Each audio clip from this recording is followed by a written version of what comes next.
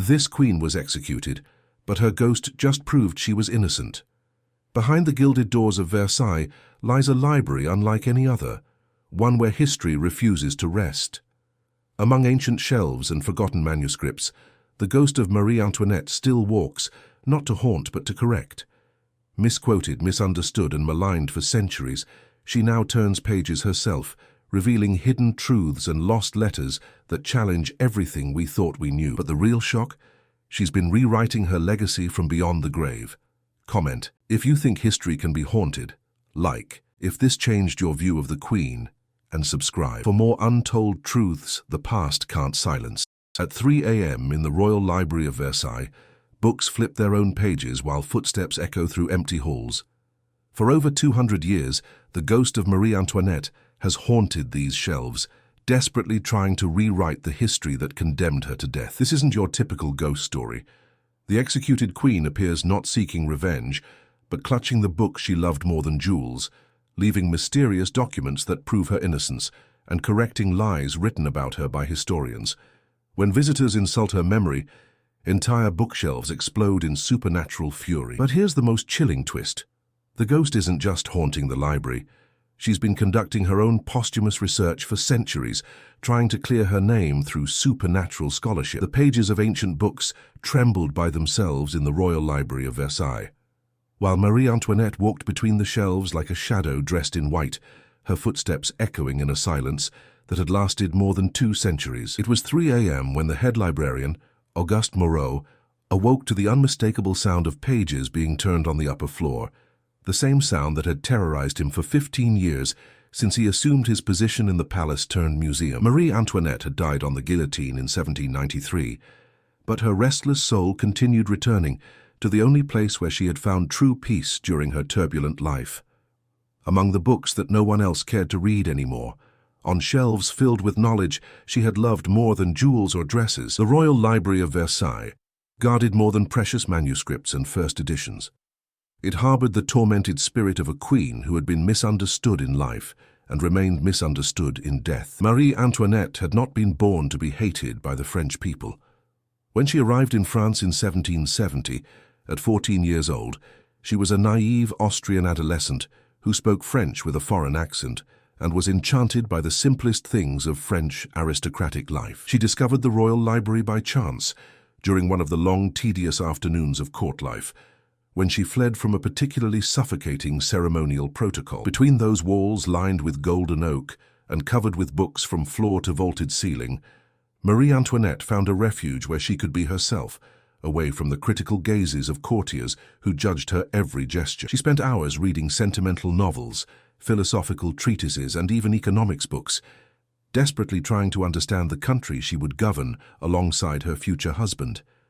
The young queen's passion for books was a well-kept secret that completely contradicted the image of frivolity that her enemies cultivated. While revolutionary propaganda painted her as a woman who spent fortunes on dresses and parties, Marie Antoinette spent her mornings in the library reading Rousseau, Voltaire, and even Adam Smith, trying to understand the economic and social changes that were transforming France. She commissioned books from other countries, corresponded with enlightened philosophers, and even wrote essays on female education that were never published because it would have been scandalous for a queen to demonstrate such erudition. The library was her secret intellectual laboratory, where she tried to transform herself from a spoiled Austrian princess into the enlightened queen that France needed. Auguste Moreau had read all the historical reports about Marie Antoinette's reading habits, but he had never taken seriously the stories about supernatural apparitions until his first night alone in the library. It was October 2008, when he first heard the sound of delicate footsteps on the second floor,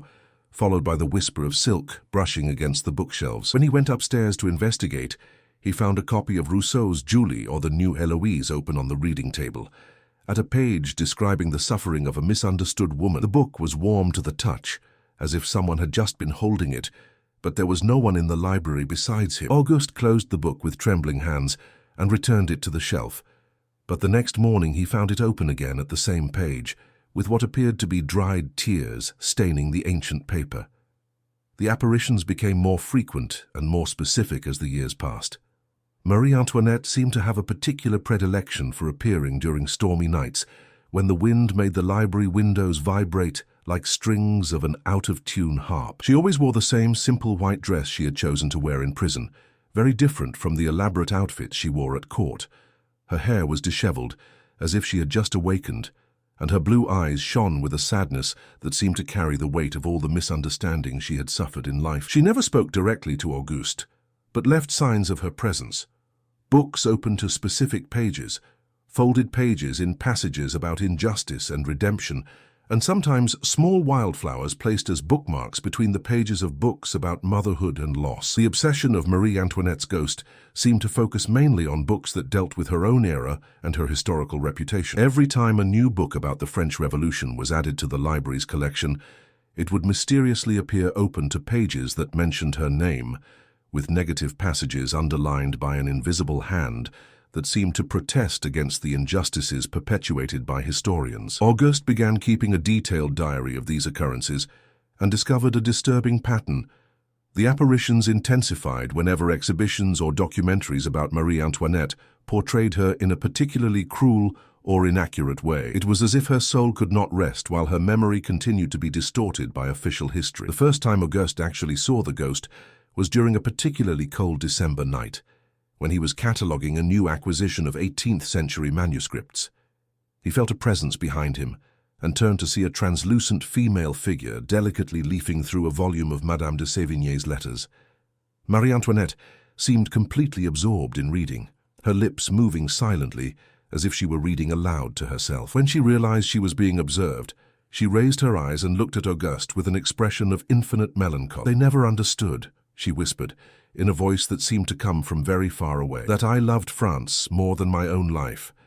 Then she disappeared, leaving only the gentle perfume of roses and the book still warm where her spectral hands had touched it. From that first direct communication, Marie Antoinette began appearing more frequently, always in the early hours of dawn when Auguste worked alone in the library. She seemed desperately anxious to tell her version of history, to explain the decisions she had made, and the circumstances that had led her to the scaffold. The ghost revealed secrets that appeared in no history book, how she had secretly tried to negotiate with revolutionary leaders to save her husband and children, how she had donated much of her personal fortune to feed the poor of Paris during harsh winters, how she had spent her last nights in prison writing letters of forgiveness to those who had condemned her to death. The most shocking revelations always came accompanied by physical evidence that Auguste could not explain rationally. Documents that supposedly had been destroyed during the revolution mysteriously appeared on library shelves, written in Marie Antoinette's unmistakable handwriting and sealed with wax that still bore the impression of the Austrian royal seal. These were letters to her children that had never been delivered, peace treaties she had tried to negotiate with the revolutionaries, and even a spiritual testament where she forgave her executioners and asked forgiveness for any suffering her government had caused the French people. Auguste sent some of these documents to forensic analysis specialists, but the results only confirmed their authenticity, leaving him even more perplexed about how 18th-century papers could appear in the 21st century. Marie Antoinette also began using the library as a kind of supernatural tribunal, where she tried to correct the historical errors that had distorted her reputation. She made books about the French Revolution open by themselves to pages containing lies about her, and then mysteriously made letters and documents appear that contradicted these official versions. A book that accused her of saying, "Let them eat cake," about the starving people appeared with that page completely burned, while a letter from a Parisian baker attesting to her generosity during bread shortages was found placed as a bookmark in the same book. It was as if she were waging a posthumous battle for historical truth, using the library itself as her intellectual battlefield. The supernatural manifestations grew more sophisticated as Marie Antoinette's ghost learned to manipulate the physical world with increasing precision. Books would rearrange themselves into elaborate patterns that told stories more complex than any written narrative, creating visual arguments for her innocence that spoke to visitors on an emotional level that transcended mere intellectual understanding. Historical atlases would open to maps showing the routes of grain shipments she had personally funded to feed starving provinces, while economics texts revealed themselves open to passages about debt management that proved she had understood France's financial crisis far better than her critics ever acknowledged. The Queen's spectral presence seemed particularly drawn to moments when contemporary scholars were conducting research that might vindicate her memory. Dr. Elisabeth Rousseau, a historian from the Sorbonne specializing in economic policies of the ancient regime, spent 3 months in the library researching Marie Antoinette's role in France's financial crisis. During her residency, she experienced daily encounters with the ghost, who would guide her to documents that had been overlooked by previous researchers. These papers revealed a systematic pattern of charitable donations and economic reforms that Marie Antoinette had implemented quietly, without seeking public credit that might have improved her reputation, but could have been seen as politically manipulative. The ghost's knowledge seemed to extend far beyond what any mortal could have possessed during the 18th century, as if her consciousness had continued learning and growing throughout her centuries of supernatural existence. She demonstrated familiarity with modern historical methodologies, economic theories that wouldn't be developed until the 19th and 20th centuries, and even contemporary debates about gender roles and power structures that resonated with her own experiences of being judged by impossible standards. This expanded awareness made her posthumous advocacy for historical accuracy even more compelling, as she could place her own experiences within broader patterns of how societies treat women in positions of authority. Auguste began documenting not just the supernatural phenomena, but also the profound impact these encounters had on visitors to the library. Scholars who had arrived with preconceived notions about Marie Antoinette's character consistently left with more nuanced and sympathetic understandings of her life and times. The ghost seemed capable of communicating complex emotional truths that transcended verbal language, creating experiences that changed people's hearts as well as their minds. Graduate students working on dissertations about the French Revolution found their research taking unexpected directions as Marie Antoinette's spirit guided them toward unexplored aspects of revolutionary history that revealed the period's complexity and human cost. The international scholarly community gradually became aware of the extraordinary phenomena occurring at Versailles through Auguste's careful documentation and the transformed perspectives of visiting researchers. Academic conferences began, including sessions on the supernatural aspects of historical research, while peer-reviewed journals published carefully worded articles about unusual archival discoveries and unexplained research breakthroughs that occurred at the Royal Library. The ghost's influence was never explicitly acknowledged in these academic contexts, but the pattern of enhanced scholarly insights and remarkable documentary discoveries was too consistent to ignore. Marie Antoinette's supernatural presence also attracted attention from psychological researchers studying consciousness, memory, and the nature of identity after death. Dr. Catherine Morel, a psychiatrist from Cambridge University specializing in trauma and memory, spent 6 months at the library studying the psychological dimensions of the haunting. She observed that the ghost seemed to be working through unresolved emotional conflicts related to her experiences of betrayal, misunderstanding, and powerlessness. The library provided a space where these psychological wounds could be addressed through intellectual activity and the gradual rehabilitation of her historical reputation. The Queen's maternal instincts remained powerfully evident in her ghostly manifestations, particularly in her interactions with young visitors to the library. Children on school trips often reported seeing a kind lady in white who would help them find books about fairy tales and adventures, though teachers accompanying these groups rarely witnessed these encounters directly. Some children claimed that the ghostly queen had read stories to them in French, using voices and gestures that brought the narratives to life in ways that enhanced their love of reading and learning. Child psychologists who studied these reports found that the encounters invariably had positive effects on the children's academic development and emotional well-being. The technological challenges of documenting supernatural phenomena led to innovative approaches that pushed the boundaries of traditional archival methods. Auguste collaborated with engineers from the École Polytechnique to develop sensitive recording equipment that could capture subtle environmental changes associated with the ghost's manifestations. Electromagnetic field detectors revealed complex patterns of energy fluctuation that seemed to correspond to Marie Antoinette's emotional states, while infrared cameras captured thermal signatures that suggested an organized consciousness moving through space in ways that defied conventional physics. The ghost's relationship with music remained one of her most poignant characteristics, revealing depths of artistic sensitivity that had been overshadowed by political controversies during her lifetime. The library's collection included several musical compositions that Marie Antoinette had created, and these pieces would often play themselves during her manifestations, filling the halls with melodies that conveyed emotions too complex for words. Music historians who analyzed these supernatural performances noted that they incorporated stylistic innovations that anticipated romantic period developments in classical music, suggesting that the Queen's artistic vision had been far more advanced than contemporary critics had recognized. As digital technology revolutionized information storage and retrieval, Marie Antoinette's ghost demonstrated remarkable adaptability to new methods of knowledge preservation. Computer systems in the library would experience beneficial glitches that improved search algorithms and database functionality, while digital archiving projects proceeded with unusual efficiency when conducted with appropriate respect for the historical significance of the materials being preserved. Information technology specialists working on library modernization projects reported feeling guided by an invisible presence that seemed to understand both the importance of preserving traditional scholarship and the potential of new technologies to make knowledge more accessible.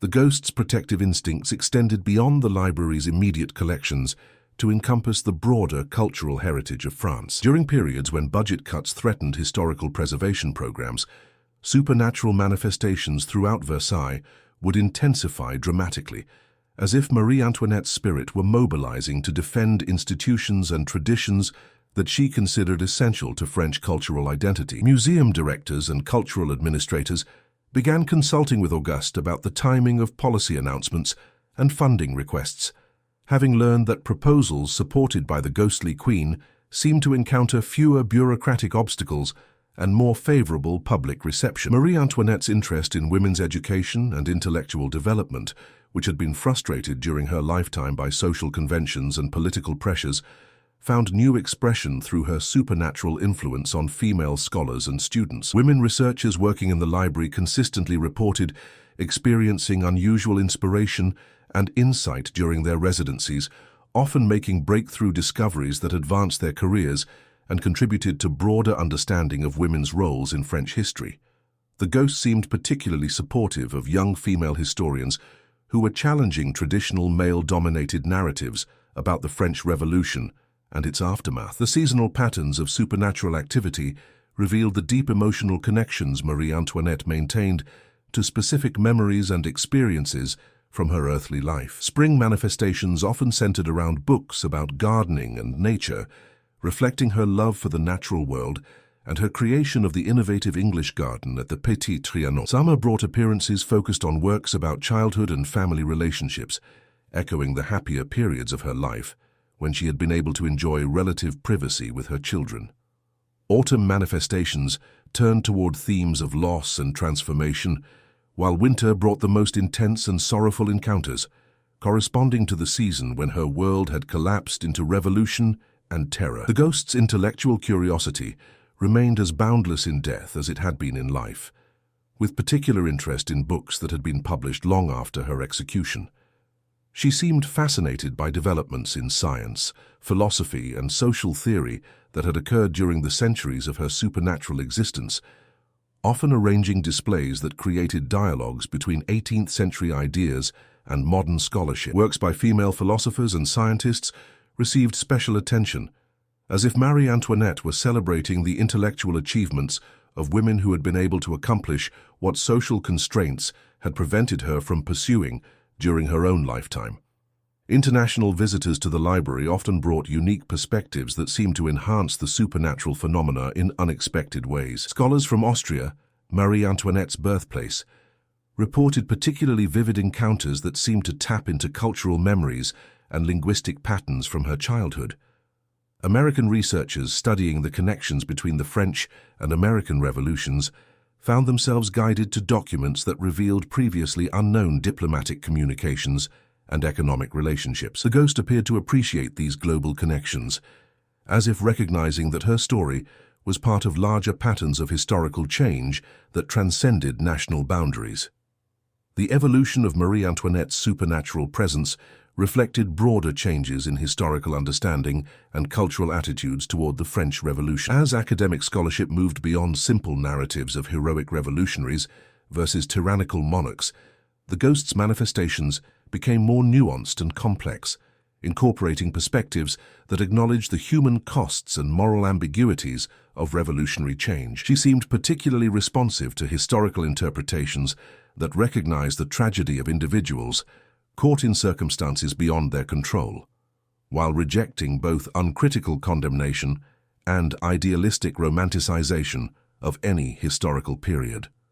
The library's educational programs expanded to incorporate insights gained from the supernatural phenomena, though always in ways that maintained scholarly integrity and respected diverse beliefs about paranormal experiences. Special seminars were developed that used Marie Antoinette's story to explore broader themes about historical interpretation, the nature of evidence, and the importance of approaching the past with empathy and open-mindedness. These programs attracted participants from around the world, many of whom reported that their experiences at Versailles fundamentally changed their understanding of history as a living force that continues to shape contemporary consciousness. Marie Antoinette's ghost also seemed to serve as a bridge between different cultural and linguistic traditions, helping to translate ideas and perspectives across the barriers that often separated academic communities. Researchers who spoke no French would find themselves understanding complex historical concepts during their visits to the library, while French scholars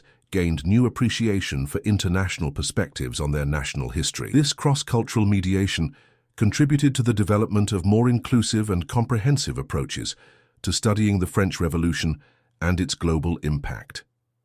The therapeutic dimensions of encounters with Marie Antoinette's spirit became increasingly apparent as psychologists and counselors studied the effects of these experiences on individuals dealing with their own struggles with injustice, misunderstanding, and social isolation. Many visitors reported finding comfort and strength in connecting with someone who had endured similar challenges and had ultimately found a form of peace and redemption.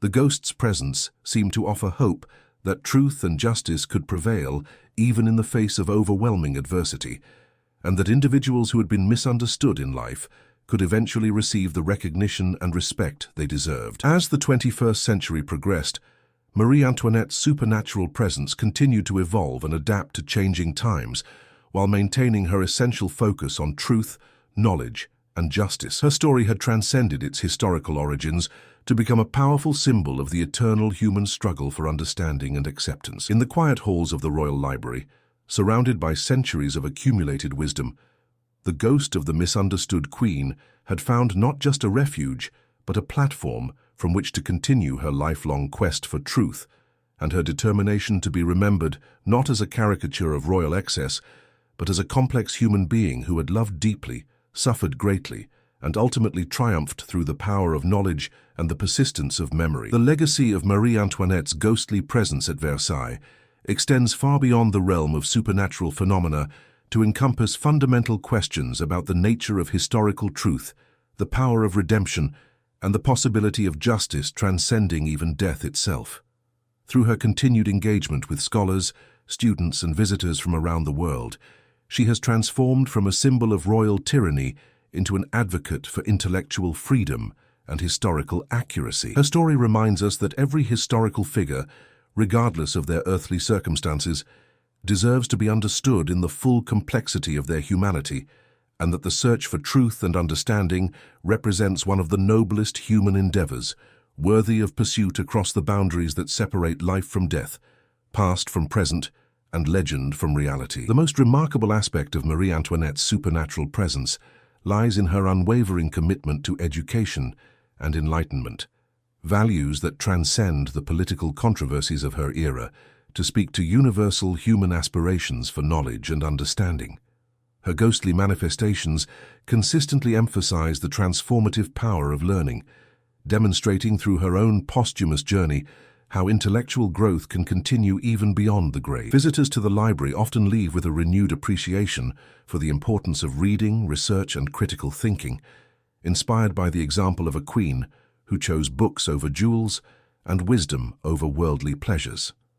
The ghost's influence on conservation science has proven particularly valuable, as the library faces ongoing challenges related to preserving ancient manuscripts and documents in an era of climate change and environmental degradation. Marie Antoinette's spirit seems to possess an intuitive understanding of the delicate balance required to maintain optimal conditions for book preservation, often alerting staff to developing problems before they become serious threats to the collection. Her protective presence has prevented numerous potential disasters, from water damage caused by hidden leaks to deterioration caused by fluctuations in temperature and humidity. Contemporary feminists have found unexpected inspiration in Marie Antoinette's ghostly advocacy for historical accuracy and intellectual recognition. Her supernatural efforts to correct historical misconceptions about her character and motivations resonate with modern struggles against gender-based stereotypes and the tendency to judge women in positions of power by different standards than their male counterparts. The Queen's posthumous scholarly activities demonstrate the importance of women's intellectual contributions and challenge traditional narratives that have minimized female agency in historical events. The technological innovation, inspired by attempts to document and understand Marie Antoinette's supernatural presence, has contributed to advances in fields ranging from paranormal research to digital humanities. Equipment developed specifically for monitoring the library's unusual phenomena has found applications in other areas of scientific investigation, while new methodologies for analyzing and interpreting unusual data patterns have enhanced researchers' ability to study complex historical and cultural questions. The ghost's presence has thus catalyzed developments that extend far beyond the immediate context of supernatural investigation. Marie Antoinette's connection to the broader Versailles estate reveals itself through coordinated supernatural phenomena that occur throughout the palace grounds during significant manifestations in the library. Visitors exploring the palace gardens during periods of intense ghostly activity report unusual experiences that seem designed to provide historical context for her intellectual pursuits. The Petit Trianon, her beloved private retreat, sometimes fills with the scent of roses and the sound of gentle laughter during library manifestations, as if her spirit were simultaneously present in multiple locations that held special meaning for her. The ghost's engagement with contemporary political and social issues reflects a consciousness that has continued to evolve and grow throughout her centuries of supernatural existence. During periods of social unrest or political upheaval in modern France, her manifestations become more frequent and intense, suggesting that she remains deeply concerned about the welfare of the French people and the preservation of democratic values. Books about human rights, social justice, and political reform appear prominently during these periods, as if she were offering her perspective on contemporary challenges based on her own experiences with political crisis and social transformation. International diplomatic historians have discovered that Marie Antoinette's ghost provides unique insights into 18th-century European politics and the complex relationships between nations during the revolutionary period. Her supernatural communications have revealed previously unknown details about diplomatic negotiations, secret alliances, and personal relationships between royal families that influenced major historical events.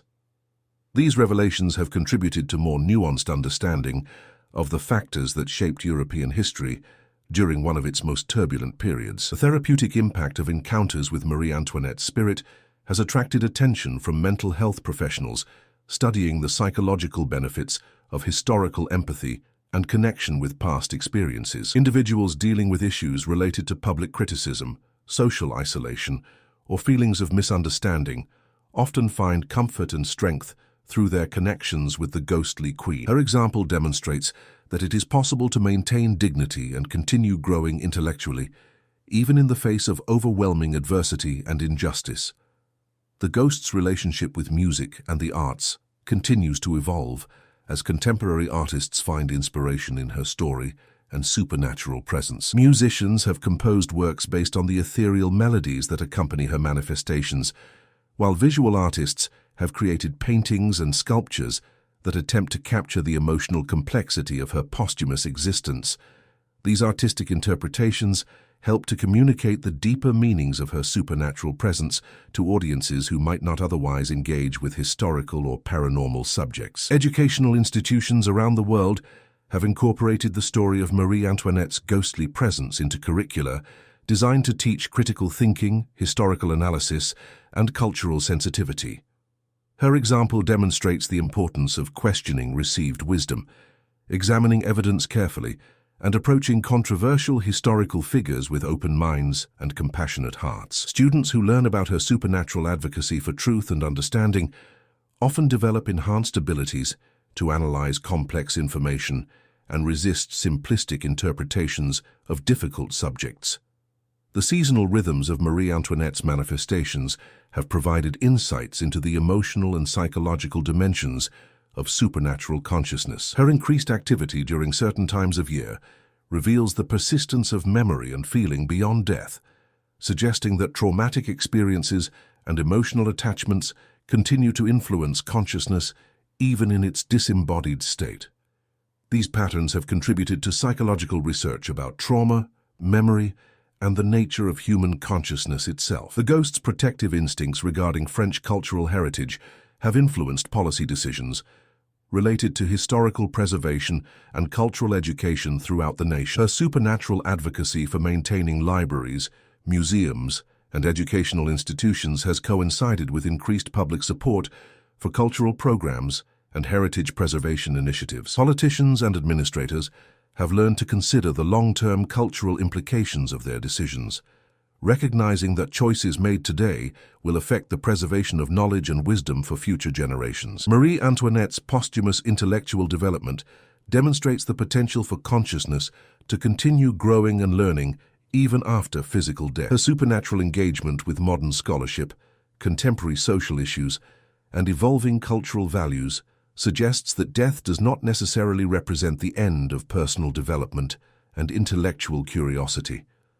This perspective has profound implications for how we understand the nature of consciousness, identity, and the possibility of continued existence beyond bodily life. The international scholarly networks that have developed around the study of Marie Antoinette's supernatural presence have fostered unprecedented collaboration between researchers from diverse cultural and academic backgrounds.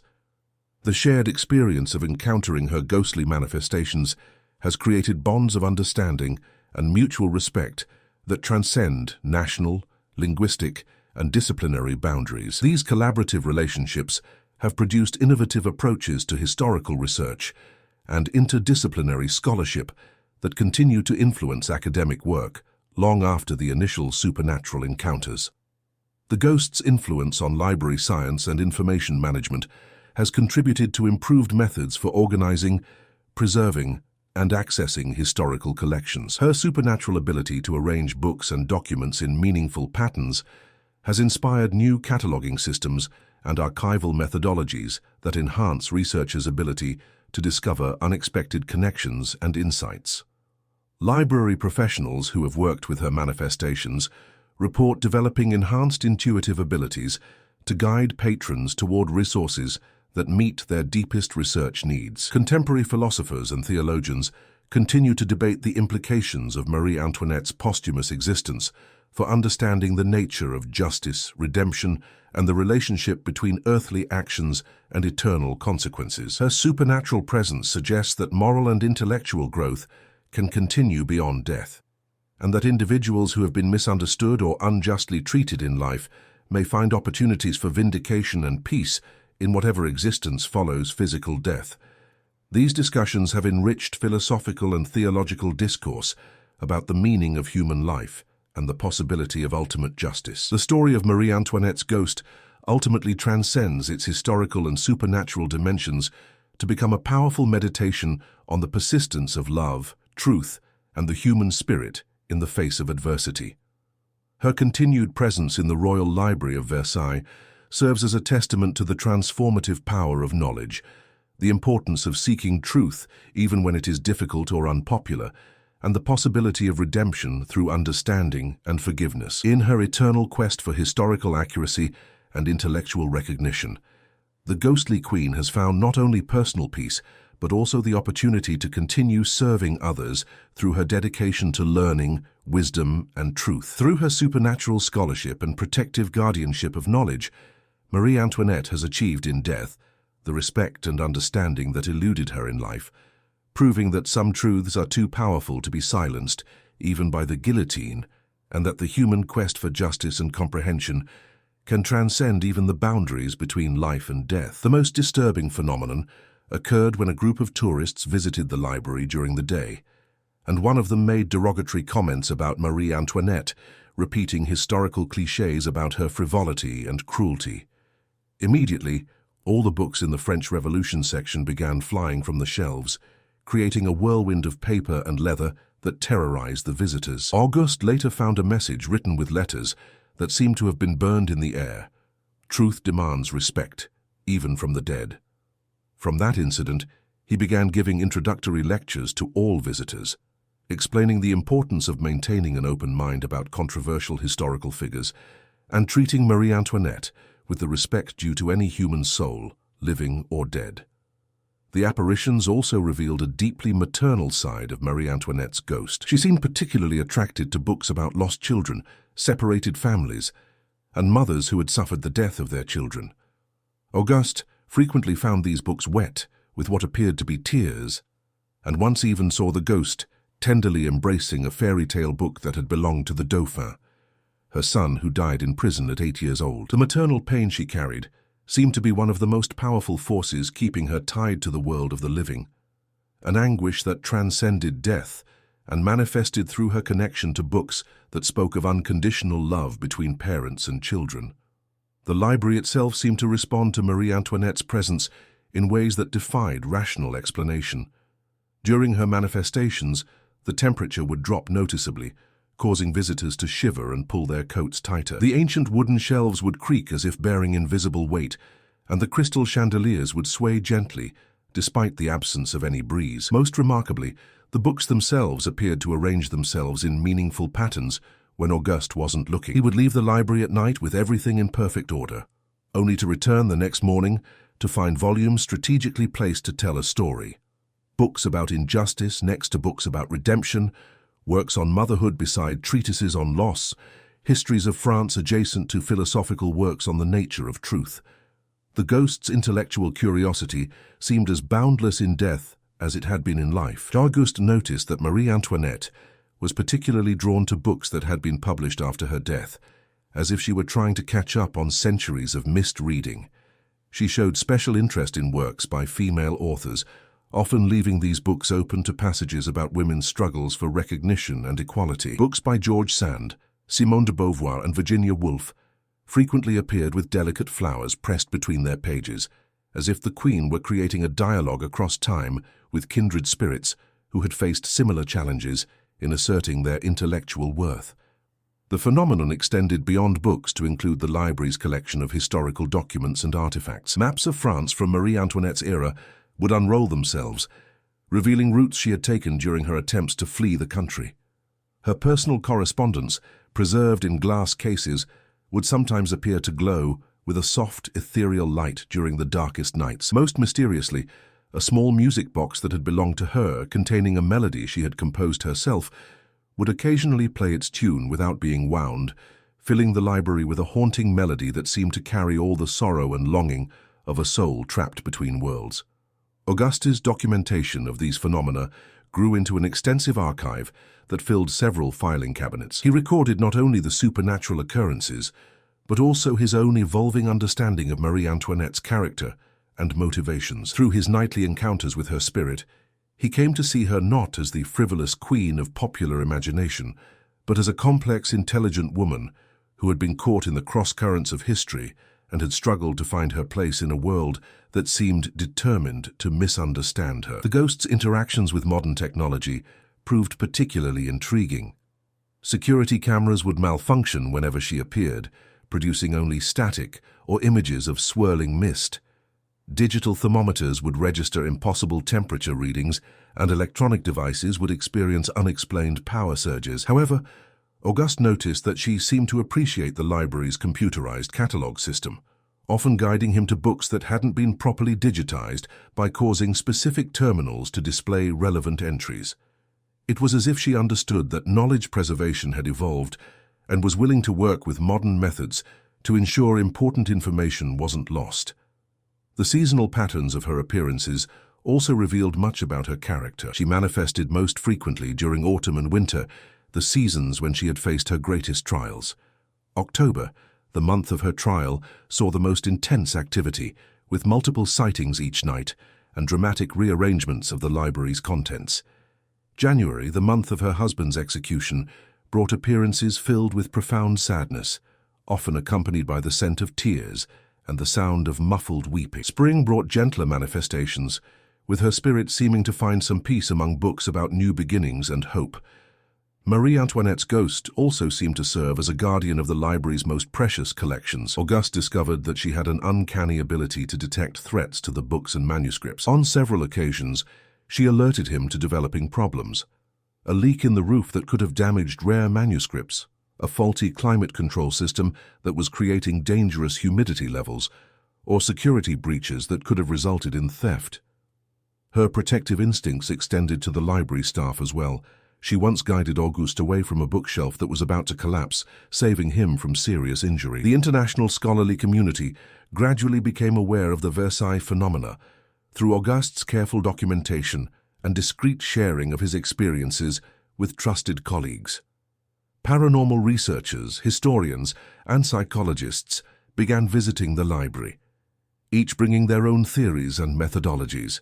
Some sought to debunk the supernatural claims, while others hoped to communicate directly with the royal spirit. Marie Antoinette seemed to evaluate each visitor carefully, appearing only to those who approached her story with genuine respect and scholarly interest.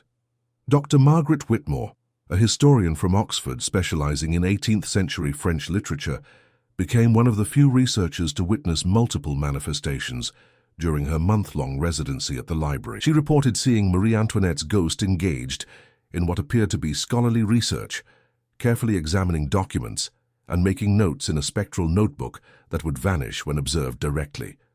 Dr. Whitmore's published account of her experience, while met with skepticism in some academic circles, provided valuable insights into the ghost's intellectual processes and her continued engagement with historical scholarship. The ghost's relationship with contemporary French politics also proved fascinating. During periods of political upheaval or social unrest in modern France, her manifestations would increase dramatically, as if she were troubled by echoes of the revolutionary period. She seemed particularly agitated during the 2005 French riots and the Yellow Vest protests of 2018 to 2019, with books about social justice and political reform appearing prominently displayed throughout the library. It was as if her spirit remained connected to the fate of France, still caring deeply about the welfare of the people she had once served as queen. As the years progressed, Marie Antoinette's supernatural presence began to evolve and deepen in complexity. The library staff noticed that her manifestations were becoming more sophisticated, displaying an understanding of contemporary historical scholarship and modern analytical methods. She began organizing books in ways that reflected current academic thinking about the French Revolution, placing emphasis on social and economic factors rather than merely political narratives. Her spectral research seemed to incorporate new archaeological findings and recently discovered documents, suggesting that her consciousness remained remarkably alert to ongoing historical developments. The ghost's engagement with feminist scholarship proved particularly striking. As women's history gained prominence in academic circles, Marie Antoinette's spirit appeared to embrace this new perspective with enthusiasm.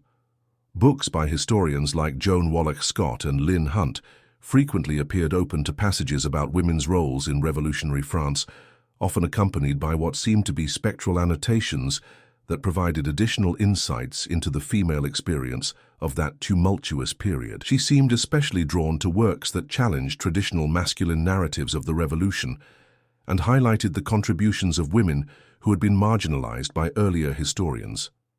Children visiting the library with school groups often reported the most vivid encounters with Marie Antoinette's ghost, perhaps because their innocence allowed them to perceive her presence more clearly than skeptical adults. Teachers noted that students who had shown little interest in history would suddenly become fascinated with the French Revolution after visiting the library, often asking detailed questions about Marie Antoinette's life and expressing sympathy for her tragic fate.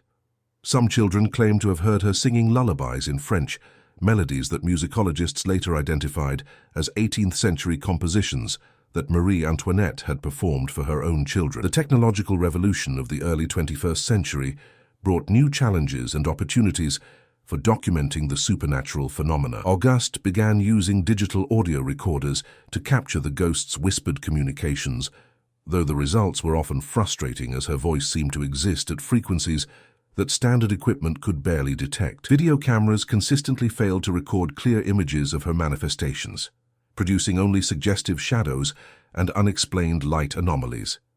However, thermal imaging equipment revealed fascinating patterns of temperature variation that seemed to correspond to her movements through the library.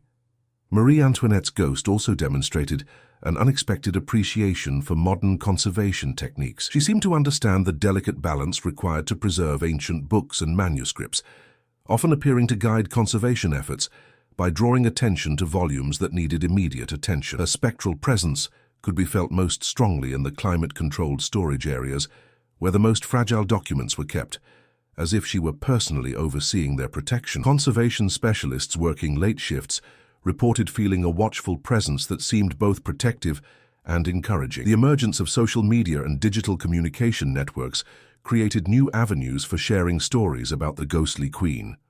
Auguste carefully established an online presence for the library that included scholarly articles about the supernatural phenomena while maintaining appropriate academic standards. The response was overwhelming, with messages arriving from around the world from people who claimed to have had their own encounters with Marie Antoinette's spirit in other locations. Some reported seeing her in the gardens of Versailles, others in museums that housed her personal effects, and a few claimed to have received messages from her during dreams or meditation sessions. The ghost's relationship with music proved to be one of her most poignant characteristics. Marie Antoinette had been an accomplished musician in life, playing the harp and composing simple melodies for her children. Her spirit seemed to maintain this musical connection, with library visitors occasionally reporting the sound of harp music echoing through the halls during the early morning hours. The music was always melancholy yet beautiful, carrying themes of loss and longing that moved listeners to tears. Auguste commissioned a music historian to analyze recordings of these spectral compositions, and the expert confirmed that they bore the stylistic hallmarks of 18th-century court music. The ghost's protective instincts extended beyond the library's collections to embrace the entire legacy of Versailles.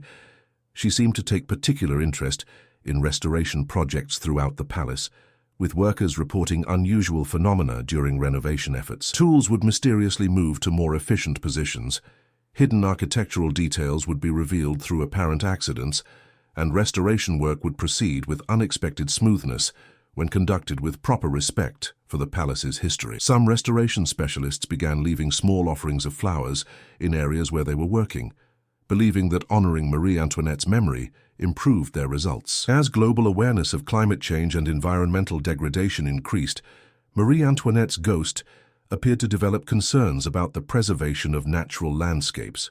She showed particular interest in books about environmental conservation and sustainable development, often arranging these volumes prominently throughout the library. Her manifestations seemed more frequent during periods when the palace gardens faced threats from pollution, urban development, or extreme weather events. Some interpreted this as evidence that her spiritual connection to Versailles extended beyond the buildings to encompass the entire ecosystem that had been shaped by centuries of royal gardening. The intersection of technology and spirituality created fascinating new dimensions to the haunting. As the library digitized its collections, Marie Antoinette's ghost seemed to appreciate the increased accessibility of knowledge while maintaining her preference for physical books. Digital catalogues would sometimes display unusual search results that led researchers to discover connections between documents that had previously gone unnoticed. Database anomalies occurred with sufficient frequency that IT specialists began to joke about supernatural algorithms that seemed to anticipate scholarly needs with uncanny accuracy. Marie Antoinette's interest in contemporary women's issues became increasingly evident as the 21st century progressed. Books about gender equality, women's rights, and female leadership appeared prominently during her manifestations, often open to passages that resonated with her own experiences of being judged by impossible standards. She seemed particularly drawn to biographies of modern women who had faced public scrutiny and criticism, as if finding kinship with others who had struggled against societal expectations and historical misrepresentation. The ghost's engagement with educational initiatives expanded beyond the library's walls to influence the broader Versailles experience. Tour guides began reporting that groups who expressed interest in Marie Antoinette's intellectual life would encounter unusual phenomena during their visits, doors opening at opportune moments, favorable lighting effects in portrait galleries, and acoustic anomalies that seemed to amplify discussions about her scholarly pursuits. The Palace Education Department eventually developed specialized programs that honored both her historical legacy and her continued spiritual presence. International collaborations brought new perspectives to understanding the supernatural phenomena. Scholars from Austria, where Marie Antoinette was born, brought insights into her early education and the intellectual traditions that had shaped her worldview. Their research revealed that her love of learning had deep roots in the Habsburg educational system, which emphasized the importance of cultural refinement and scholarly achievement. This background helped explain why her ghost remained so deeply connected to the pursuit of knowledge and the correction of historical inaccuracies. The psychological aspects of the haunting attracted attention from researchers studying consciousness and the nature of identity after death. Marie Antoinette's ghost seemed to maintain distinct personality traits that corresponded to historical accounts of her character: her sensitivity to criticism, her deep love for her children, her intellectual curiosity, and her fundamental desire to be understood and accepted. These consistent behavioral patterns provided compelling evidence for those who believed in the continuation of consciousness beyond physical death. As Auguste approached retirement, his relationship with Marie Antoinette's ghost had evolved from fear and bewilderment to something approaching professional collaboration. He had learned to interpret her signals and respond to her needs, creating an environment where her spiritual presence could contribute positively to the library's mission. Their partnership had produced remarkable results: improved conservation techniques, enhanced educational programs, and a deeper understanding of 18th century intellectual life that benefited scholars worldwide. The training of Auguste's successor, Céleste Dubois, involved careful preparation for managing the library's unique spiritual atmosphere. Auguste shared not only practical information about cataloging and conservation, but also insights into maintaining respectful communication with the ghostly queen. Céleste approached her new role with a combination of professional skepticism and personal openness, determined to evaluate the supernatural claims objectively while remaining sensitive to the deeper truths they might contain. Céleste's first encounters with Marie Antoinette's ghost occurred during a challenging period when the library faced budget cuts and potential staff reductions. The supernatural manifestations seemed to intensify during these difficulties, as if the royal spirit were concerned about threats to her beloved sanctuary. Books about institutional preservation and cultural heritage appeared prominently throughout the library, and Céleste began to understand that the ghost's presence was not merely nostalgic, but actively protective of the knowledge and wisdom housed within these walls.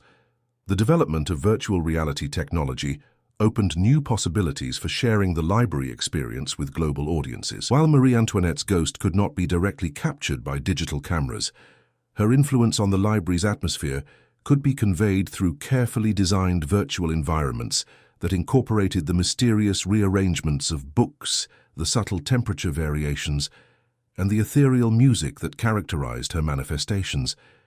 These virtual tours became popular educational tools, allowing students worldwide to experience something of the magic that permeated the Royal Library. Marie Antoinette's spirit seemed to appreciate these technological innovations, perhaps recognizing their potential to spread accurate information about her life and times to audiences who might never visit Versailles in person. Virtual visitors reported experiencing unexpected emotional responses during their digital tours, suggesting that the ghost's influence might extend even into cyberspace. Computer programmers working on these projects noted unusual glitches and improvements in their code that seemed to enhance the educational value of the virtual experiences. The establishment of the Marie Antoinette Research Fellowship brought international scholars to the library for extended residencies focused on 18th century studies. These fellows consistently reported extraordinary productivity during their time at Versailles, often discovering previously unknown connections between documents and developing innovative interpretations of historical events. While not all attributed their success to supernatural assistance, Many acknowledged that the library's atmosphere seemed uniquely conducive to scholarly insight and creativity. The ghost's influence on contemporary French culture extended beyond academic circles, to inspire artists, writers, and filmmakers who sought to challenge stereotypical portrayals of Marie Antoinette. Her spiritual presence seemed to encourage more nuanced and sympathetic depictions of her character, contributing to a gradual rehabilitation of her historical reputation. Documentary filmmakers working on projects about her life reported experiencing unusual phenomena during production, while novelists found themselves writing with unexpected emotional depth about her experiences. As the bicentennial of Marie Antoinette's death approached in 1993, preparations for commemorative events revealed the full extent of her ghostly influence on the library. Books related to her life and times seemed to organize themselves into meaningful displays without human intervention, creating powerful visual narratives about her tragic fate and posthumous vindication. The commemorative exhibitions drew unprecedented crowds, many of whom reported feeling a profound spiritual connection to the executed queen's memory. The modern era brought new challenges as mass tourism and commercial exploitation threatened to trivialize Marie Antoinette's legacy. Her ghost seemed particularly agitated by inappropriate commercialization of her image and story, with manifestations becoming more dramatic when gift shops sold items that perpetuated historical inaccuracies, or when tour operators emphasized sensational aspects of her life at the expense of deeper understanding. The library staff learned to recognize these patterns and worked to promote more thoughtful and respectful engagement with her memory. Today, the Royal Library of Versailles continues to serve as both a center of scholarly research and a bridge between the mortal and immortal realms. Marie Antoinette's ghost remains its most distinguished resident, no longer viewed as a disturbing presence, but as an integral part of the institution's character and mission. Her continued existence challenges visitors to consider the persistence of consciousness beyond death, while inspiring deeper appreciation for the complexity of historical truth and the importance of approaching the past with empathy and understanding. The story of Marie Antoinette's ghostly presence in the library ultimately transcends simple supernatural narrative to become a powerful meditation on justice, memory, and the eternal human quest for understanding. Through her spectral scholarship and protective guardianship of knowledge, the executed queen has found a form of redemption that eluded her in life, transforming from a symbol of royal excess into an advocate for historical truth and intellectual freedom. In the quiet halls of the Royal Library, surrounded by the accumulated wisdom of centuries, Marie Antoinette has achieved the recognition and respect that she sought throughout her troubled earthly existence, proving that some souls are too passionate about truth and knowledge to be silenced even by death itself. Marie Antoinette, once vilified, now roams the Versailles Library as a tireless guardian of truth, correcting history with a ghostly touch. Her love of learning and desperate need to be understood have transformed a palace of silence into a battlefield of facts.